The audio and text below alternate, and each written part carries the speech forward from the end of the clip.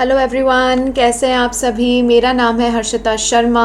मैं हूं आपकी political science educator only on JRF अड्डा। आज फिर हाजिर हूं आपके साथ एक बड़ा स्पेशल टॉपिक डिस्कस करने के लिए, जो कि काफ़ी बच्चों का क्वेरी भी रहती है कि मैम रिसर्च पेपर के लिए टॉपिक्स नहीं मिल रहे हैं। तो मैं कुछ शॉर्ट लिस्टेड टॉपिक्स आपके लिए लेकर आई हूँ जिनसे आपको डेफिनेटली हेल्प होने वाली है। ये थोड़ा सा ब्रीफ बैकग्राउंड है मेरे बारे में। ये मेरी क्वालिफिकेशंस हैं। थोड़ी बहुत मैंने पेपर क्लियर कर रखे हैं, यूजीसी नेट को भी काफ़ी करीब से देखा है, क्लियर भी करा है, काफ़ी चीज़ें से सीखी भी है। 4 साल से असिस्टेंट प्रोफेसर हूँ। मॉडरेटिंग एंकरिंग का भी एक्सपीरियंस है। सोशल एक्टिविज्म 7 साल से कच्ची बस्ती के बच्चों को भी पढ़ा रही हूँ। And I also represent India as a youth delegate at UN BRICS etcetera. हमारा कोर्स स्टार्ट हो चुका है दिसंबर 2024 के लिए। 12 महीने का ये पूरा कोर्स है। ऐप डाउनलोड करेंगे, आपको in detail paper 1 and paper 2 के बारे में सारी जानकारी मिलेगी। अपने हमारे हेल्पलाइन नंबर पे भी आप कॉल करें, जिससे आपको सारी इन्फॉर्मेशन वहाँ से मिल जाए। Complete video course, dedicated doubt sessions आपको मिलेंगे, live and recorded classes, 10 years of PYQs and everything that you need for a guided preparation, ये हम आपके लिए लेकर आए हैं। सब्सक्राइब करें हमारे UGC नेट ह्यूमैनिटीज़ चैनल को। यहाँ पे ना सिर्फ आपको नेट के बारे में, बट नेट के अलावा भी जितनी भी वैकेंसीज और अपॉर्चुनिटीज़ हैं, political science, history, psychology, public administration, geography, sociology, इन सब से रिलेटेड आपको मिलने वाला है। फटाफट जाएं और सब्सक्राइब करें। जॉब गारंटी हम दे रहे हैं। आप हमसे पढ़ें, क्लियर करें, and you will definitely get a very good opportunity in a company, right. So this for the first time in India that JRF Adda is offering this to you. और जितने भी जयपुर वासी हैं, जयपुर में आएँ और एनरोल करें हमारे ऑफलाइन सेंटर में। ऑफलाइन सेंटर खुल चुका है और फेस टू फेस ऑफलाइन अपने सारे फेवरेट एजुकेटर से पढ़ें। तो चलिए शुरू करते हैं। ऐसा टॉपिक लेकर आई हूँ जिसका बहुत सारे बच्चों को डाउट रहता है, या मुझसे बहुत बार बोलते हैं कि मैम हमें टॉपिक सजेस्ट कर दीजिए, टॉपिक सजेस्ट कर दो हमारे रिसर्च पेपर के लिए। बच्चों को बच्चे बोलते हैं मैम हमें पेपर लिखना है, मैम हमें आर्टिकल लिखना है, मास्टर्स के बच्चों को डिसर्टेशन लिखना है, ठीक है।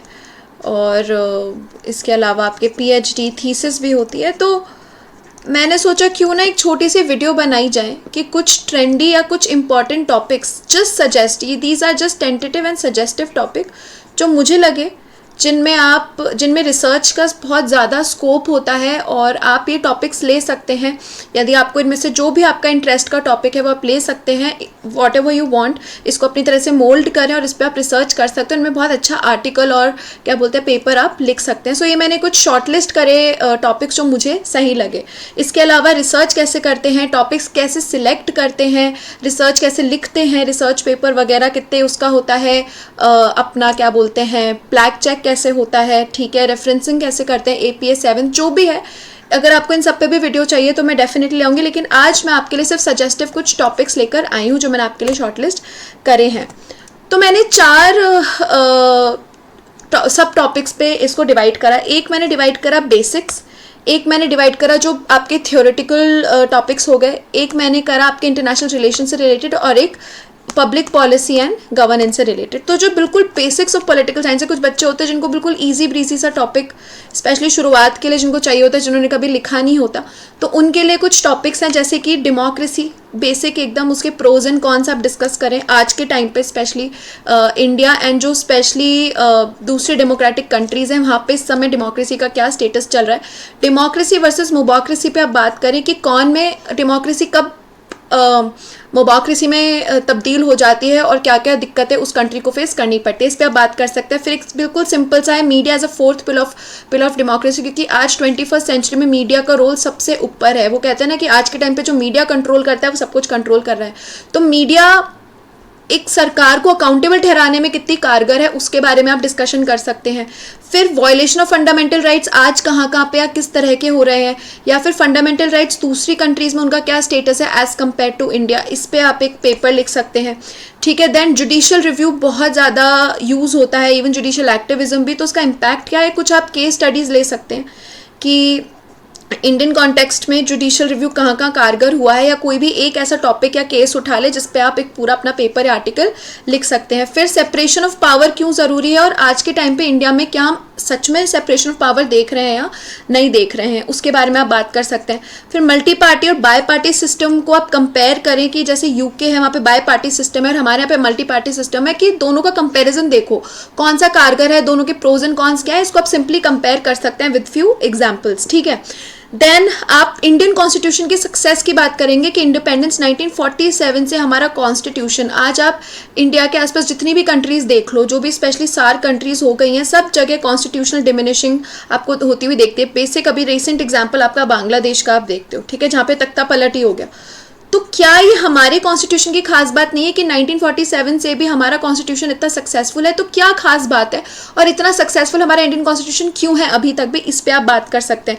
फिर बेसिक प्रिंसिपल ऑफ सेक्युलरिज्म की बात करें, वेस्टर्न सेक्युलरिज्म और इंडियन सेक्युलरिज्म क्या है, क्या डिफरेंट थीम्स हैं सेक्युलरिज्म की, इसके बारे में आप बात कर सकते हैं। Then concept of basic structure, ये हमारा जो केशवनंदा भारती केस से जो ये जुडिशियल इंटरप्रिटेशन ये आया था बेसिक स्ट्रक्चर का, इसमें और कौन से टॉपिक्स ऐड हो सकते हैं आपके अकॉर्डिंग, ठीक है, या बेसिक स्ट्रक्चर होने के फायदे क्या हैं, इसको क्यों लाना पड़ा, इस पे आप एक इन डिटेल स्टडी कर सकते हैं। सेपरेशन ऑफ पावर वापस से टॉपिक आ गया, लेकिन नीड एंड प्रेजेंट कॉन्टेक्स्ट क्या है इसका, ठीक है। फिर आप अगर आपको थ्योरी में ज़्यादा इंटरेस्ट है या फिर जो आपके आइडियोलॉजी वाला टॉपिक हो गया, ठीक है, थ्योरीज हो गई, आइडियोलॉजी हो गई, या फिर आपके थिंकर्स हो गए, यदि आपका इसमें इंटरेस्ट ज़्यादा जाता है तो कुछ मैं सजेस्टिव टॉपिक्स आपके लिए लाई हूँ जिस पे आप बात कर सकते हैं।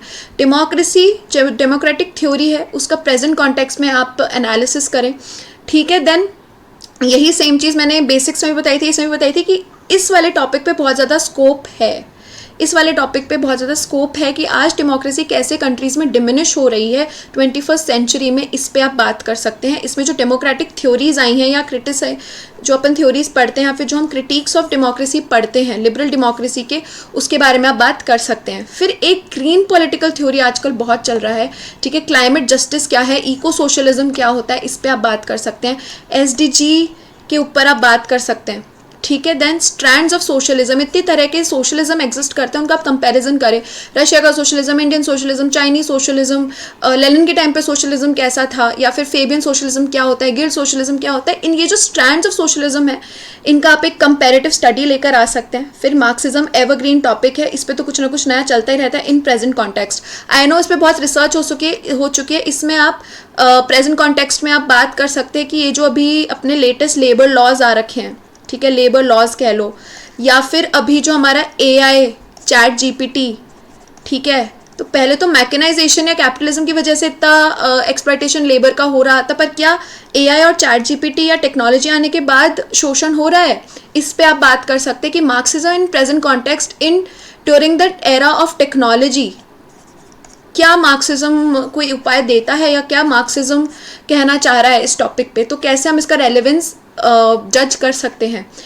फिर डिजिटल ह्यूमनिज्म एक बहुत इंपॉर्टेंट टॉपिक है, इसमें तो मतलब इतने सारे आप मल्टीपल वे में अपना रिसर्च पेपर लिख सकते हैं, जैसे कि साइबर सिक्योरिटी लॉज की, जो भी लड़कियां एक्सप्लॉयटेशन ऑनलाइन मीडियम से फेस करती हैं, आई नो हम सब ने, जितनी भी लड़कियां, सब ने किसी ना किसी फॉर्म में ये चीज़ फेस करी है, ठीक है। देन कैसे सोशल मीडिया हमारी वॉइस रेस करने के लिए मददगार होता है, जैसे कि एक आपका एग्जांपल हो गया मी टू मूवमेंट, ठीक है, आपकी प्रिवेसी कैसे हैम्पर हो जाती है, वो कितनी ज़रूरी है, ठीक है। इसके ऊपर अवेयरनेस आज के टाइम पे कैसे लड़कियों को नहीं, और कैसे इसके जाल में वो फंस जाती हैं, या फिर ऑनलाइन हैरासमेंट जो सबसे ज़्यादा दुखदायी चीज़ है, ठीक है। तो डिजिटल फेमिनिज्म के ऊपर आप एक अपना रिसर्च प्रस्तुत कर सकते हैं। देन फेमिनिज्म एंड एनवायरमेंटलिज्म, जिसको अपन इको फेमिनिज्म भी बोलते हैं, ठीक है, उसके ऊपर आप बात करें। जो विमेन मूवमेंट्स जो हैं आपके सोशल मूवमेंट हो गए, उनमें कैसे कैसे नर्मदा बचाओ आंदोलन, उनमें विमेन का क्या रोल रहा है। फिर फेमिनिज्म इन पीस बिल्डिंग और पॉलिटिक्स ऑफ रिप्रेजेंटेशन, अभी भी हमारा आपको पता ही है रिप्रेजेंटेशन बिल आ चुका है, ठीक है, कोटा बिल आपका आया है, reservation of women in parliament, ठीक है, उसके ऊपर आप बात करें। तो ये सारा कुछ आप इसमें से ले सकते हैं। फिर थोड़े अगर हम थिंकर्स की बात करें, वेस्टर्न एंड इंडियन थिंकर भी, तो हैना अरेंट ने टोटलिटेरियनिज्म की बात करी थी, पर आज मॉडर्न सोसाइटीज़ में जो अथॉरिटी एग्जिस्ट करती है, तो उसमें हैना अरेंट ने जो रिसर्च करी थी वो कैसे कारगर है। जनरल विल जो थी रूसो की, जो उन्होंने 18th सेंचुरी में कही थी, उसका आज रेलेवेंस क्या है। या फिर जो JS मिल है, वो उन्होंने जो फ्रीडम ऑफ स्पीच की बात करी है, जो फंडामेंटल राइट आज हम देखते हैं, उसके क्रिटिसिज्म क्या हो सकता है और उसका रेलेवेंस क्या हो सकता है। सिमिलरली रॉल का जो जस्टिस सिस्टम उन्होंने दिया है, ग्लोबल इनइक्वालिटी जो आज एग्जिस्ट करती है उसमें रॉयल का जस्टिस सिस्टम कैसे कारगर हो सकता है। फिर आप अगर मैं इंडियन नेशनल मूवमेंट की बात करूं तो उसमें बहुत सारे थिंकर्स ने अपना बहुत कुछ योगदान दिया है। तो रविंद्रनाथ टैगोर की काफ़ी सारी पोएम्स हैं, नोबेल प्राइज़ विनर है, तो इन्होंने नेशनलिज्म पे बहुत बात करी है। तो nationalism in present context, and उन्होंने जो उस टाइम नेशनलिज्म की बात करी थी उससे आज हम क्या क्या लेसन्स ले सकते हैं, ठीक है। फिर आप कंपैरिजंस कर सकते हो नेहरू और जे.एस. मिल ऑन डेमोक्रेसी पे, ठीक है। कल्चरल हेजमनी की लोहिया जी और ग्राम्सकी का कंपैरिजन आप कर सकते हो, ठीक है। फिर गांधी जी के, देखो गांधी जी एंड मार्क्सिज्म के कंपैरिजन होते हैं, गांधी जी एंड मैकियावेली का कंपैरिजन होता है, ये मेरे को लगता है कॉमन हो गया है। लेकिन गांधी कॉन्सेप्ट ऑफ ट्रस्टीशिप जो इनकी इकोनॉमिक थ्योरी है उसके प्रोज एंड कॉन्स आप जज कर सकते हैं कि कितना ये कारगर हो सकता है ट्रस्टीशिप, जो गांधी जी ने बात करी थी। फिर इंडियन नेशनल मूवमेंट के टाइम पे कास्टिज्म जो है, क्योंकि कहीं ना कहीं हमारे सारे थिंकर्स ने कास्ट का मुद्दा उठाया लेकिन अपने अपने तरीके से उठाया है, ठीक है। Gandhi ji, B R. Ambedkar, in fact every second thinker has talked about casteism and what were the casteism movements during Indian national movement, इसका आप एक एनालिसिस कर सकते हो। फिर इंडियन नेशनल कांग्रेस के कौन कौन से कॉन्फ्लिक्ट्स और कॉपरेशन हुए, कहाँ का कॉन्फ्लिक्ट्स हुई, कैसे कैसे आईएनसी के और भी सारे फिर ब्रांचेस बन गई थी, और कुछ कुछ इंपॉर्टेंट आपके फ्रीडम फाइटर्स थे जो आईएनसी से अपने पर्सनल इशूज की वजह से अलग हो गए थे, उसका आप एक एनालिसिस करें, और कहाँ कहाँ पे कोऑपरेशन हुआ उसका आप एनालिसिस कर सकते हैं, ठीक है। फिर रोल ऑफ स्पिरिचुअलिटी, ये इंपॉर्टेंट है, role of spirituality in Indian political thought. Lohia ji कह लो, दीनदयाल उपाध्याय जी कह लो, विवेकानंद जी कह लो, आपके गांधी जी कह लो, सब ने किसी ना किसी फॉर्म में, औरोबिंदो घोष, सावरकर, सबने किसी ना किसी फॉर्म में स्पिरिचुअलिटी की बात करी है, ठीक है। तो उसका आप एक एनालिसिस करें कि कैसे हमारे जो इंडियन स्पिरिचुअलिटी है हमारे इंडियन पॉलिटिकल थॉट को भी इन्फ्लुएंस कर रहे हैं, और अभी तक हम अपने पॉलिटिकल एनालिसिस में भी स्पिरिचुअलिटी का योगदान होता हुआ देखते हैं, ये आप कर सकते हैं। फिर मेरा एक फेवरेट टॉपिक आ जाता है जिसको मैं बोल रही हूँ international relations and foreign policy, ठीक है। ये काफ़ी बच्चों को इस टॉपिक से डर भी लगता है, किसी को इंटरेस्टिंग भी लगता है। तो यदि आपका interest international relations and foreign policy में है, यदि आप MA IR भी कर रहे हैं, या आपको अपना फील्ड डिप्लोमेसी में बनाना है, तो ये कुछ टॉपिक्स हैं आपके सामने जिस पे आप अपना रिसर्च लिख सकते हैं। जैसे कि सबसे इंपॉर्टेंट आजकल चल रहा है, मेरी भी रिसर्च इस पे ही है, यूथ डिप्लोमेसी। इसके बारे में आजकल बहुत कम रिसर्च हुई है और अभी धीरे धीरे बढ़ रही है, तो it's an upcoming field. Youth diplomacy की युवा जो हैं उनका डिप्लोमेसी में क्या खेल है, क्योंकि इतनी सारी अब इंटरनेशनल कॉन्फ्रेंसेज हो रही हैं, जैसे I also represent India at BRICS, UNESCO वगैरह। तो मैं देखती हूँ कि जितने भी युवा आ रहे हैं, 18 से 35 साल के जो यंगस्टर्स आ रहे हैं, वो कैसे अपना योगदान दे रहे हैं इंटरनेशनल रिलेशंस और फॉरेन पॉलिसी पे, तो उस पर आप अपनी रिसर्च करें। फिर बहुत ज़रूरी है सॉफ्ट पावर। सॉफ्ट पावर कैसे आज के टाइम पे एक न्यू पावर बनती जा रही है 21st सेंचुरी में। हार्ड पावर से ज़्यादा सॉफ्ट पावर, आपका कल्चर सबसे ज़्यादा इसका यूज़ कर रहा है Russia. After the Russia Ukraine war, Russia ने इतनी कोशिश करी अपनी सॉफ्ट पावर बिल्डअप करने की, जिससे रशिया की क्या है इमेज 21st सेंचुरी में बहुत हाई हो जाए। सिमिलरली यूएस की सॉफ्ट पावर, तो जब अपन यूएस हेजमनी की बात करते हैं सॉफ्ट पावर की यूज़ करते हैं, और इंडिया की सॉफ्ट पावर आज कहाँ स्टैंड करते हैं और किन किन टॉपिक्स पे अपन अपनी सॉफ्ट पावर शोकेस करते हैं, तो इसका आप एक एनालिसिस कर सकते हैं। ब्रिक्स का एक्सपेंशन हुआ है, आप सभी जानते हैं, तो मल्टीपोलर वर्ल्ड में ब्रिक्स का क्या योगदान रहने वाला है। क्लाइमेट गवर्नेंस बहुत ज़रूरी है, हर साल कॉप आपकी मीटिंग्स होती हैं, ठीक है। Then women in international politics, peace building में विमेन का क्या योगदान है, यूएन में विमेन का क्या योगदान है, कौन कौन से आप एनालिसिस करें या रिसर्च करें कि कौन कौन सी कंट्रीज़ हैं जहाँ पे विमेन लीडर्स रह चुकी हैं, जिन्होंने डिप्लोमेसी में बहुत कारगर रही हैं या जियो पॉलिटिक्स में बहुत कारगर रही हैं, या मोस्ट फेमस या most important women prime ministers of all time या women presidents of all time, जिन्होंने जियो पॉलिटिक्स को क्या है एक तरह से बिल्कुल पलट के रख दिया है। क्या ऐसी कोई सक्सेसफुल विमेन है, वो आप पता करेंगे, ठीक है। Then social media and diplomacy, specially social media का क्या रोल है डिप्लोमेसी में, इन आर्टिफिशियल इंटेलिजेंस के टाइम पे कैसे डिप्लोमेसी अफेक्ट हो रही है, ठीक है। Then migration and refugee crisis बहुत ज़रूरी है, आप कहीं पे भी देख लो, पूरी दुनिया में ही माइग्रेशन रेफ्यूजी क्राइसिस का इशू चल रहा है। साउथ एशिया में अपन देख रहे हैं माइग्रेशन इशू होता हुआ, अपन यूरोप में देख रहे हैं, ठीक है। बहुत सारी इस पर बातचीत भी हो रही है, इस पर आप बात कर सकते हैं। Then cold war 2.0, US and China आप बात करें, ठीक है। देन ग्लोबल रीजनल वॉर्स, मतलब एवरग्रीन टॉपिक हो गए हैं अब तो, ये मिडिल ईस्टर्न क्राइसिस जो आपका चल रहा है, इजराइल पैलेस्टीन कॉन्फ्लिक्ट हो रहा है, या अभी आपका ईरान अब इशू आ चुका है, या फिर अब आप इसमें देखें यूक्रेन रशिया वॉर। तो ग्लोबल रीजनल वॉर्स का आप बहुत सारे इसमें ना आगे देखो डायनामिक टॉपिक्स बन जाते हैं। मैं आपको सिर्फ एक ऊपर का एक सब फील्ड दे रही हूँ, एंड फिर आपके ऊपर आप उस टॉपिक को लेके कैसे उस पर रिसर्च करना चाहते हो। पोस्ट पैंडेमिक ग्लोबल ऑर्डर, बहुत सारे चेंजेस हम देख रहे हैं कोविड के टाइम के बाद, है ना, कोविड के बाद। तो वो आप क्या चेंजेस होते हुए देख रहे हो जो पॉलिटिक्स में, पहले क्या था और अब क्या देख रहे हो? स्पेस डिप्लोमेसी, सिंपल सा भी एग्जाम्पल है कि अभी हमारी सुनीता विलियम्स स्पेस में है, ठीक है। अब बहुत सारे हसल चल रहे हैं, बसल चल रहे हैं, एक दूसरे को क्रिटिसाइज करने का काम चल रहा है। और अभी के टाइम पे जो स्पेस स्टेशन है वहाँ पे एक दो रशियन क्या बोलते हैं एस्ट्रोनॉट्स भी हैं, पर वहाँ पे सब क्या है, कोलैबोरेट ही कर रहे हैं ना। चाहे धरती पे कितना भी आप यूएस रशिया कॉन्फ्लिक्ट होता हुआ देख लो या इशूज होते हुए देख लो, लेकिन space diplomacy is working, right. Space diplomacy भी है, फिर एक स्पेस वॉरफेयर भी अब शुरू हो चुका है। कैसे शुरू हो सकता है? चाइना ने अपने खुद के अभी स्टेशन बना लिया है ऊपर। इसके अलावा US and China are making their space warriors as well, right. तो इस पे आप बात करें कि स्पेस डिप्लोमेसी आज के टाइम पे इसका क्या स्टेटस है और क्या इसका फ्यूचर रहने वाला है 21st सेंचुरी में, ठीक है। देन प्रोपागेंडा वॉरफेयर बहुत ज़रूरी है, ठीक है। जैसे मैंने कहा media is the fourth pillar, कि आज के टाइम पे जो प्रोपागेंडा हैंडल कर रहा है वही पूरी दुनिया को हैंडल कर रहा है। जितना फास्ट और जितना इंपॉर्टेंट आपका प्रोपागेंडा होगा, जितना क्विक आपका प्रोपागेंडा होगा, जितनी ज़्यादा कंट्रीज़ लोगों का ब्रेन में कुछ कुछ इन्फॉर्मेशन डालेगी, वही आगे जीतेगी। तो प्रोपागेंडा वॉरफेयर सोशल मीडिया के ज़माने में बहुत इंपॉर्टेंट हो गई है। Then non alignment movement and its relevance in the post cold war arena. आज भी आप नैम, लोग बोलते हैं कि आज भी हम नैम ही फॉलो कर रहे हैं। तो अगर ऐसा है तो क्यों है, अगर ऐसा नहीं है तो क्यों नहीं, आप इस पे चर्चा कर सकते हैं। तो ये मुझे कुछ टॉपिक्स दिखते हैं मोटे मोटे, जिन पे आप अपनी रिसर्च कर सकते हैं। फिर पॉलिसी एंड स्कीम्स या एक्ट्स पे आपको अगर इंटरेस्ट है तो आप बात कर सकते हैं social media and the recent elections. India में जो भी रीसेंट इलेक्शंस में देखा गया कि दीज आर द इलेक्शंस जहाँ पे सोशल मीडिया ने सबसे ज़्यादा रोल प्ले करा है, राइट। तो आप वो देखें। देन अपनी इंडियन गवर्नेंस में डिजिटल ट्रांसफॉर्मेशन क्या क्या हो गया, DigiLocker, e Aadhaar, My Bharat portal अभी आ गया है।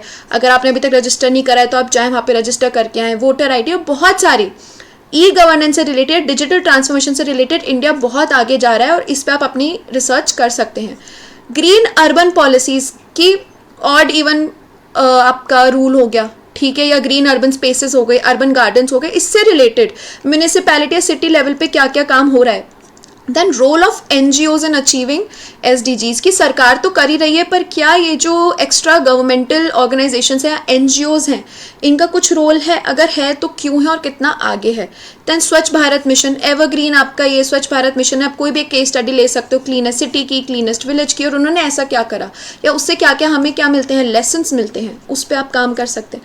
देन कोविड-19 वैक्सीनेशन पॉलिसी मैं कहती हूँ बहुत ज़रूरी है, क्योंकि वी वर द फास्टेस्ट, और आप क्या कह सकते हो, हम एक ग्लोबल लीडर बन के आए कोविड के टाइम पे, है ना। अपन ने इतनी सारी वैक्सीन क्या करी, एक्सपोर्ट करी। तो इस पे आप बात करें कि कोविड-19 वैक्सीनेशन पॉलिसी और इस टाइम पे हमारा गवर्नेंस सिस्टम कितना कोऑर्डिनेटेड था या नहीं था, या क्या इश्यूज अपन ने उस टाइम पे फेस करें, हमारे लिए क्या लेसन्स हैं, इस पे आप कर सकते हो। फिर आपकी नेशनल एजुकेशन पॉलिसी बहुत ज़रूरी आई गई है, या आप हायर एजुकेशन में भी पढ़ते ही हो, तो इसके इम्प्लीमेंटेशनल चैलेंजेस क्या हैं, फ्यूचर प्रॉस्पेक्ट्स क्या है, क्योंकि इसमें हम बात करते हैं 360 degree overall development of a child, vocational training की हम बात करते हैं, ठीक है। टीचर ट्रेनिंग क्यों ज़रूरी है, और सबसे इंपॉर्टेंटली क्या इसमें पेरेंटल काउंसलिंग का भी इन्वॉल्वमेंट होना चाहिए था। यदि हम एक बच्चे की ओवरऑल डेवलपमेंट की बात कर रहे हैं NEP 2020 में, तो इसमें पेरेंट्स का कितना रोल होना चाहिए, ठीक है। इस पर आप एक रिसर्च कर सकते हो। देन ऑफकोर्स बहुत ज़रूरी है new fundamental rights and supreme court judgments बहुत आए हैं, जैसे right to access to internet, right to sleep, ये सब। I think Uttarakhand high court ने भी रिवर राइट्स जो गंगा यमुना है उनके लिए बोला कि मैं इनको लिविंग एंटिटीज़ मानता हूँ, तो इनका भी राइट है, आप इनको गंदा या पोल्यूटेड नहीं कर सकते हो। तो उसके ऊपर आप बात करें अपने रिसर्च में। क्या राइट टू हेल्थ होना चाहिए, राइट टू प्रिवेसी क्यों आया, क्या इसकी ज़रूरत पड़ी इसको फंडामेंटल राइट बनाने की। क्या राइट टू मेंटल हेल्थ बिल्कुल फंडामेंटल राइट कॉन्क्रिटाइज हो जाना चाहिए। डिजिटल एक्सेस, डिजिटल लिटरेसी भी, डिजिटल एक्सेस हमें पता चला है कोविड के टाइम पे कि जब सब कुछ ऑनलाइन हो चुका था, आपकी एजुकेशन स्पेशली ऑनलाइन हो गई थी, तो आपके कच्ची बस्ती के इलाके के थे, रूरल या गांव के इलाके थे, जहाँ पे लोग पास लैपटॉप कंप्यूटर नहीं था, उसका एक्सेस नहीं था, तो क्या डिजिटल एक्सेस फंडामेंटल राइट हो जाना चाहिए, इस पे आप सारा एक डिस्कशन कर सकते हैं। तो ये कुछ शॉर्ट लिस्टेड टॉपिक्स थे जो मुझे लगे आपको हेल्पफुल हो सकते हैं, आप इस पर अपना रिसर्च भी कर सकते हैं। रिसर्च से रिलेटेड आपको कोई भी और जानकारी चाहिए आप मैसेज कर सकते हैं। एक अभी 2-3 दिन पहले मेरा टेलीग्राम चैनल आया है JRF अड्डा पॉलिटिकल साइंस टेलीग्राम, उसको आप ज्वाइन कर सकते हैं, ठीक है। For more information whatever next video you need, आप कमेंट सेक्शन में बता सकते हैं कि I will be more than happy to help you out with that. Paper 2 का लाइव फाउंडेशन बैच हमारा शुरू हो चुका है, ऐप डाउनलोड करेंगे and you will get to know all the information फटाफट। अब आपके पास टाइम नहीं है, देखो आपके पास 80 दिन भी मात्र बचे हैं अभी, ठीक है। तो अगर आपको ढंग से तैयारी करनी है विद गाइडेंस तो आप डेफिनेटली इसमें एनरोल कर सकते हैं, you will get to know a lot, ठीक है। बिल्कुल बेसिक से हम इसको लेके चल रहे हैं। जयपुर वासी जो हैं, अगर आप हमसे ऑफलाइन पढ़ना चाहते हैं तो जयपुर में हमारा सेशन क्या बोलते हैं सेंटर स्टार्ट हो चुका है, डेफिनेटली आए और इन पर्सन अपने फेवरेट टीचर से पढ़ सकते हैं। So thank you very much, this is it from my side. अगर आपको और कोई क्वेरी है तो आप डेफिनेटली पूछ सकते हैं। Thank you so much.